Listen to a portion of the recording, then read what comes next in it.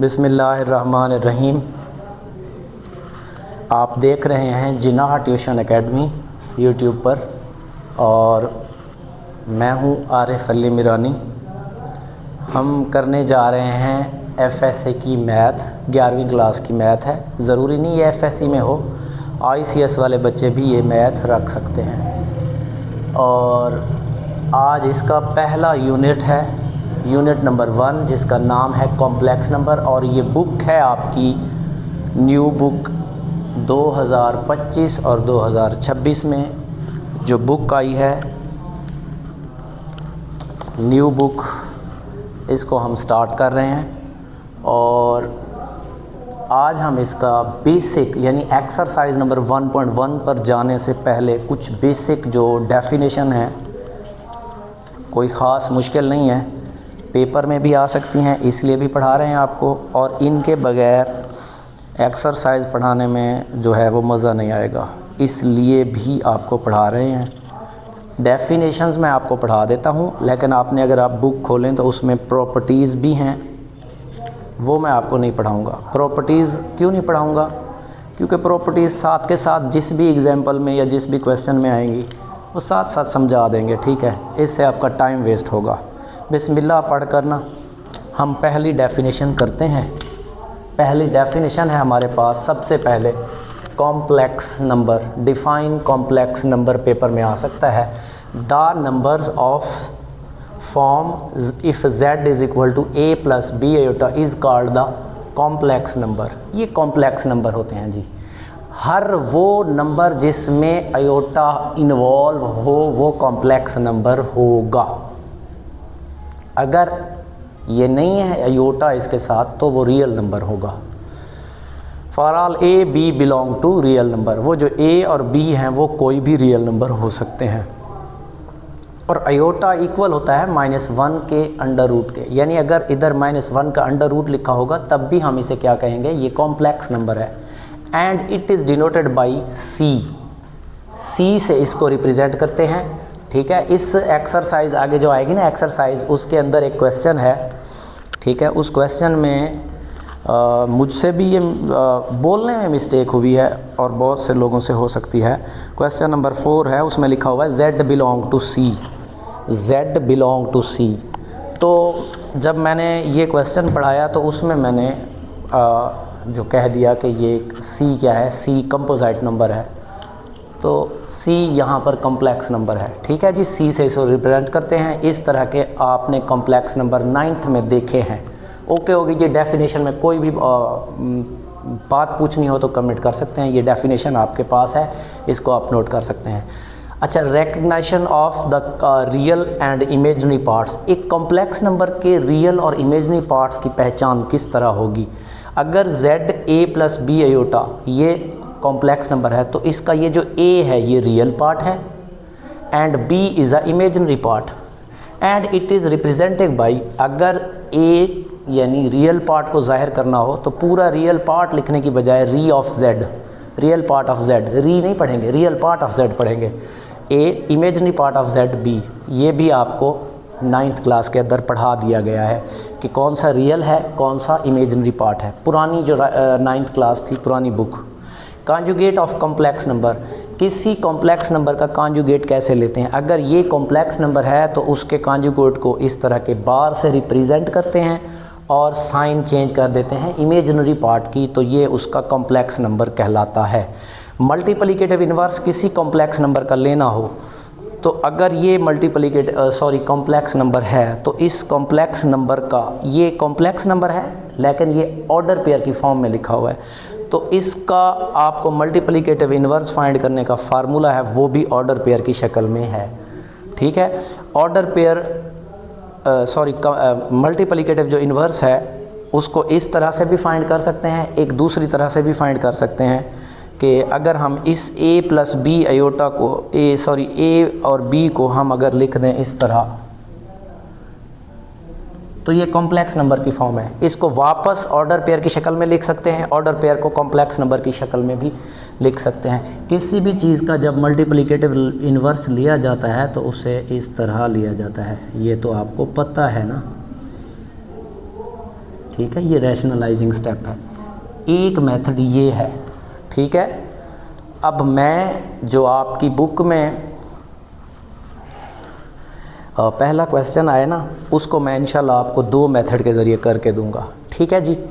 अब arrange diagram, arrange diagram क्या चीज़ है? अब फिगर एक शक्ल है रिप्रेजेंटिंग, जो जाहिर करती है 1 और मोर कम्प्लेक्स नंबर, जिसमें एक या एक से ज़्यादा कॉम्प्लेक्स नंबर्स जाहिर किए जाते हैं ऑन द कॉम्प्लेक्स प्लेन। इसका नाम कॉम्प्लेक्स प्लेन यहाँ कहा जा रहा है, लेकिन उसे कहते क्या थे हम? X y plane. आपकी देखी हुई है, दिखाते भी आपको इधर बना के।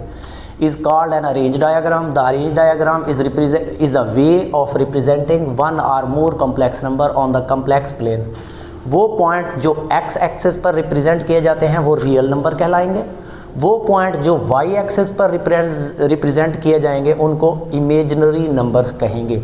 आपकी बुक में एक एग्जांपल है, बुक वाली एग्जांपल दे रहे हैं। ये आपके पास 4 कॉम्प्लेक्स नंबर हैं, हम इन चारों को अरेंज डायग्राम पर रिप्रेजेंट कर कर आपको दिखाएंगे, ठीक है। आप सबसे पहले ना इनको ऑर्डर पेयर की शक्ल में कन्वर्ट कर देते हैं। ये देखें, ऑर्डर पेयर बन गया, ये भी ऑर्डर पेयर बन गया। ऑर्डर पेयर भी बना सकते हैं, ऑर्डर पेयर को कॉम्प्लेक्स नंबर भी बना सकते हैं, ठीक है। आयोटा बस हटाते जाएं तो ये हमारे पास बन गया जी ऑर्डर पेयर। और ये आपको पता है, ठीक है। ये एक्स एक्सिस, यहाँ पर एक्स डैश होता है, ये एक्स एक्सिस होता है, यहाँ वाई डैश होता है, ये वाई एक्सिस होता है, ये ओरिजिन होता है O, first quadrant, second quadrant, third quadrant, fourth quadrant पढ़ा हुआ है। जो एक्स एक्सिस पर पॉइंट होंगे उनको रियल नंबर कहेंगे, जो वाई एक्सिस पर पॉइंट होंगे उनको इमेजिनरी नंबर कहेंगे। इस एक्स वाई प्लेन को इधर हम क्या नाम दे रहे हैं? Complex plane, complex plane. तो सबसे पहला ऑर्डर पेयर जो है, आप इधर नंबर्स बनाना चाहें तो बना सकते हैं, 1 2 3, 1 2 3, -1 -2 -3, -1 -2 -3। ये दोनों पॉजिटिव यहाँ होते हैं। बचपन में बल्कि 7 क्लास से ये हम पढ़ते आ रहे हैं। x3 है, y2 है, x3 है, y2 है। इसके सामने यहाँ पर आप पॉइंट बना लेंगे। यहाँ पर ये है जी 3 और 2। अगला है x -2 y + 2, x -2 y + 2 के सामने यहाँ एक और पॉइंट आप बना सकते हैं, x -2 y + 2, x भी माइनस, y भी माइनस, x3 और y2। बुक में भी आपके ये एग्जाम्पल सॉल्व है। इसकी डेफिनेशन और एग्जाम्पल दोनों पेपर में लिखनी है, ठीक है। अगर दोनों नहीं लिखेंगे तो आपके एक नंबर कटने के चांसेस हैं। x पॉजिटिव और y नेगेटिव, दोनों हैं अभी 2 2।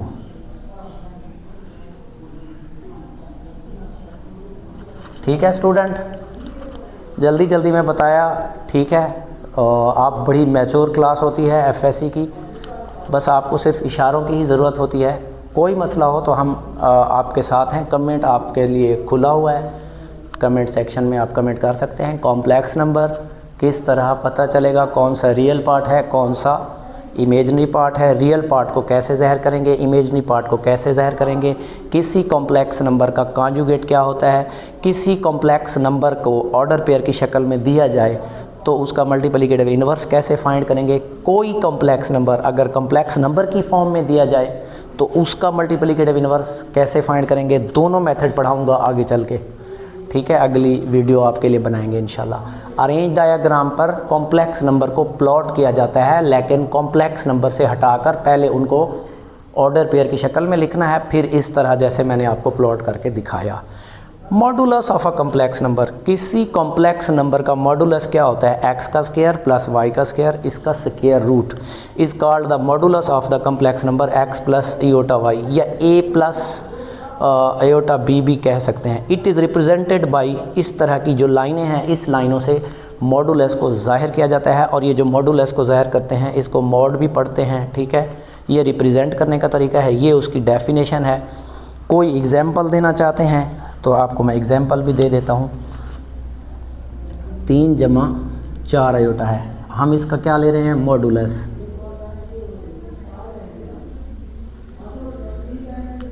मॉडुलस के लिए ये वाली साइन 3 का स्क्वायर 4 का स्क्वायर, इसका स्क्वायर रूट, जगह नहीं है ऐसे लिखता जा रहा हूँ।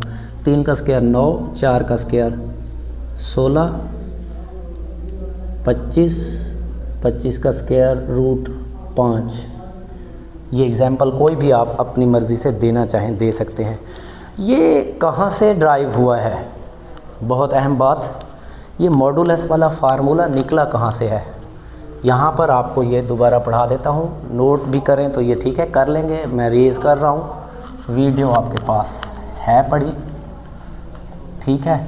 थोड़ी सी डिटेल देते हैं आपको, ये आपने ज़रूर करनी है जो डिटेल मैं अभी आपको देने जा रहा हूँ।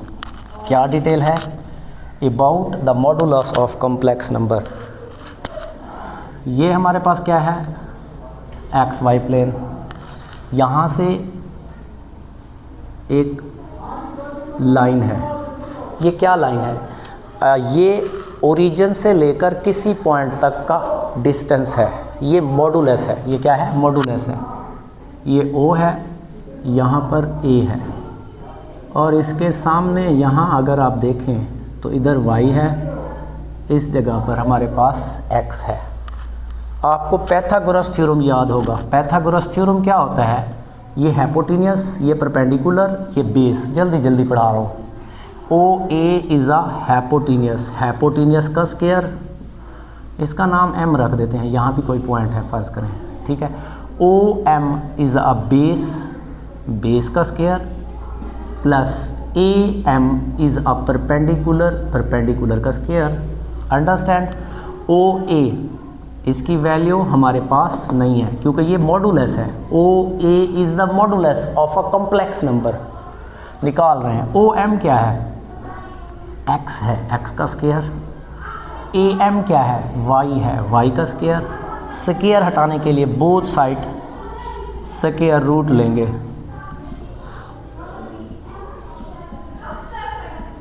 स्क्वायर से स्क्वायर रूट कट गया।